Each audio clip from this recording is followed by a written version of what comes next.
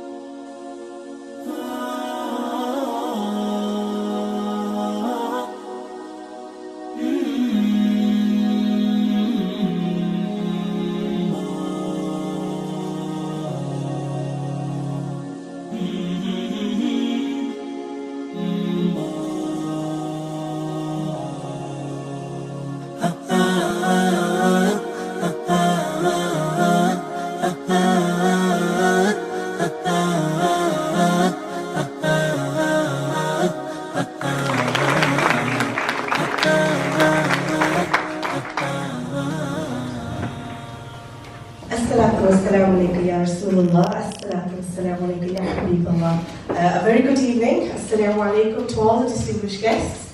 Thank you very much for the introduction. I am a prominent speaker with MEND, and I'd like to thank the organisers for inviting me again this year. I love the theme, which is Muslim stories, and that's exactly what I'm going to do today. I'm going to give you an insight into my own experience of an Islamophobic attack. I never thought I would ever experience an attack myself. I am seen, as Tracy says, the Mayor of West Yorkshire, as a trailblazer, as a woman who's a pioneer, as a woman who is so highly educated, as a woman who wins several awards for her work in breaking down cultural barriers. I never ever imagined that I would be standing on this side of the border experiencing an attack. And I think that is because of the lack of awareness, the lack of education, that we just assume that you will not be a victim. But I was a victim. So last year, let me tell you the story, I was appointed as the first female Muslim chaplaincy team lead for NHS England. I made headlines nationally and internationally when I was appointed, because a woman never takes that position of seniority. And I took that really, really well, and as a challenge, because I knew I would have the eyes of everyone looking at me, not only the faith leaders, but my Muslim sisters. The peers would be looking at me and supporting me, but then also expecting me to set as an example, as a precedent for them. Because if I'm the first pioneer and I'm the one who's doing it, everybody wants to follow. I don't want to be stood here on my own. I want other people following in my footsteps and be better than me. That's the aim. But unfortunately, 6 months into my role, I was informed that a colleague, I had to unfortunately get rid of him, and I had to sack him.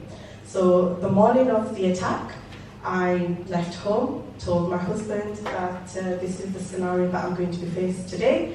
I'm just going to have to say goodbye to somebody, and I'm going to have to ask him to leave. And that's literally what I thought my day would be like. So this was from a colleague who worked with me, who had been working with me for the past 6 months, and we had excellent working relationships. There was absolutely no problem. But the morning of the attack, when I gave him the news that there's been a number of complaints made against you, and unfortunately, for whatever reason, I won't divulge into it, I'm going to have to ask you to leave. And this was a conversation that me and my line manager had had, and once I did ask him to leave, that was it. The flurry of the attack just happened, and it was verbal abuse, and it was just me and him alone in a room, because it was a colleague relationship, a manager and a kind of worker relationship. I wasn't expecting HR to be there, I wasn't expecting anyone to be there, because I'd already spoken to my line manager and it was absolutely fine. The flurry of the attack started with, I don't have a problem with you as a person, I have a problem with the way you dress, I have the problem with your religion, I have a problem with your prophet, I have a problem with you might want to bomb the hospital, and the eyes rolled, not that you want to do it here, but you might do it on your way home. And the attack of verbal abuse never stopped. It was a good 45 minutes, but with my experience of interfaith dialogue, and for anyone that knows me knows how humble I am, and I am a person of love. I think when you have faith, you know that you put humanity at the forefront. So I went back and forth as an interfaith dialogue with him. When he was obviously speaking about his bad experiences that he'd seen in the world and how Islam was not the good religion, my comeback to him was, it's a minority. You don't put the majority into the same bracket. When he was referring to Prophet Muhammad as our role model, as the Muslim prophet, I was referring to him and giving him the dialogue of interfaith, which I think he never had. So once the attack on the verbal abuse had taken place, a good 45 minutes, and I'm really, really mellowing this down, he left. And as he left, the cheek of him, he said, as a Muslim woman, what are you doing in that position? You should be not there, and these roles are reserved for leaders from the Church of England. And he was a man of faith. So, as Muslims, sometimes you might be able to relate to my next statement. When an attack happens of terrorism, we all come out and we say, not in my name. When other faith leaders who were my colleagues got to know of his words, they were in a flood of tears. They were feeling shame and full of remorse that I had to even hear that I had to go through that. And it's at that point that I broke down, because it made me realize that we're all humans. When we see these attacks, we all feel the pain. It does not have faith, race or religion to do with any of this. We should all unite as a community, as one. But unfortunately, that one day when I went through what I went through, I had the security staff, what we would refer to as a 999 call, we call it a 222 in the hospital. I had the matron, everyone come, lock the doors, don't leave, barricaded me. And I felt embarrassed. If I'm being absolutely honest, as a victim, I felt embarrassed.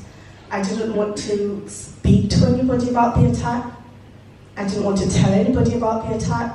I knew the minute I would tell my mom, she would go into protective mode and say, leave your job. And what would I do about those sisters that were looking at me as the pioneer, as the woman who is the first female Muslim chaplain team lead to get this job? I wanted to hold the ladder up for them. They wouldn't take this step up if they were to find that this is what you have to face. So what do? The security officials came and said, you have to report this as a hate crime. You have to. And that's exactly what I did. I reported it as a hate crime. I had 2 police officers who are absolutely amazing come in. But then I had to think with a faith hat on. He never had a good Muslim give him good advice. Now what do? Do I fall into the same bracket? And do I pursue? Or do I teach him a lesson that not all Muslims are the same? Or do I let these attacks continue by not reporting it at all? So that was my only dilemma. I spoke to my husband because we have a very, very friendly relationship. I told him exactly what had happened. I think he went through a lot of concern and mental health more than me. I would say I'm braver than him. But when we did speak, his concern was leave. And I said, I can't. As a faith leader, you don't look at your role. As a faith leader, you don't look at your accolades, your achievements. You look at the service that you're doing. And if I leave, I'm letting him win. And that's not what I'm there for. What would happen to all those patients that I go and visit on the wards? What would happen to all those females that pass away in hospitals and they need washing, shrouding? But what would I do? So there was a lot of dwelling, there was a lot of talk that we had to do. But then the next day, I woke up, got dressed, and went to work. And I had every member of staff standing, waiting, in shock. Maysoon, what are you doing in work? I said, I can't just sit at home, I've let him win. I'll admit I was jumpy. I'll admit every time somebody would knock on my door, I would jump out of my seat. I was scared, I was anxious. That's normal, right? If I wasn't feeling like that, I would be inhuman. But when the police came to take a statement, and please don't judge me, I said all I want is for him to have a warning. That's all I want. And they said, per their protocol, they will have to report it as safeguarding and they will have to follow all their leads that they need to do. And the ladies that I spoke to, they gave me reassurance that the reasons why they're doing that is because he's not known to them. So even though he may have attacked previously, nobody reported it.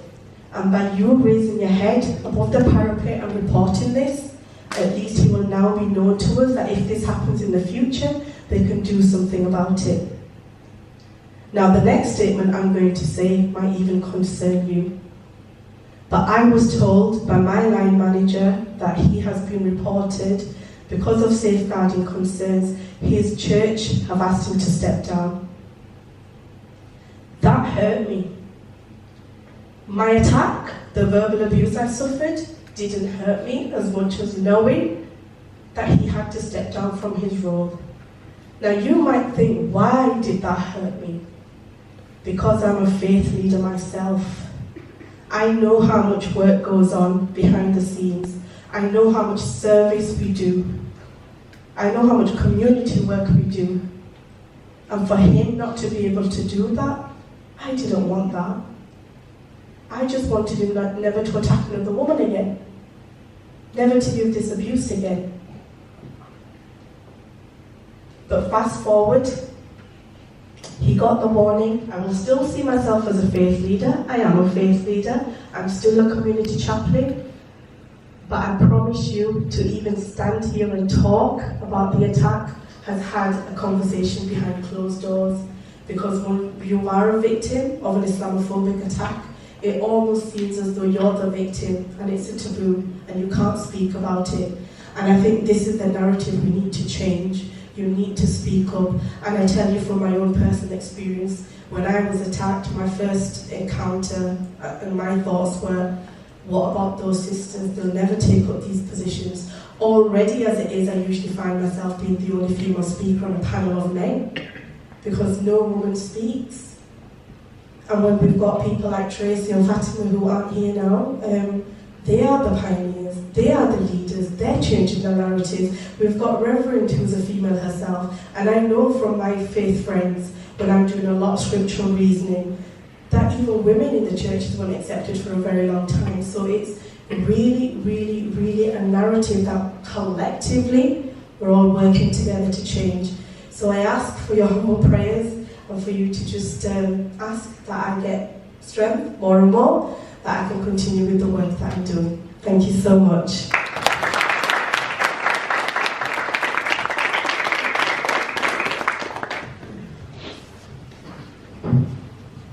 Okay, so quite an introduction for me there, but I don't know how I can follow actually that last story that we just heard, because it was really impactful for me to hear a victim of a hate crime there. And I'm going to talk quite a bit about hate crime this evening.